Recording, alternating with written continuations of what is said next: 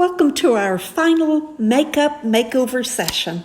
Anyone's lips can look bigger, plumper, and younger. Use a lip liner that is about the same color as your lips. Apply a thin line of color on the outer edge of the lips. We're using the principle of light and dark again. By first applying a light color around the edge of the lips, we're visually enlarging the lips. Now, apply a darker lip liner around the edge of the first liner you just applied. Be sure to make the line thin. You could make it a little thicker at the center of the bottom lip. This darker line visually gives greater depth to the lip, making the lips appear thicker. Color in the corners, and then the center visually comes forward, making the lips look plumper. Add a little gloss to the center of the lips to add shine. Just a few lip products and makeup techniques can make your lips appear more youthful. Take a look at the before and after. Do you agree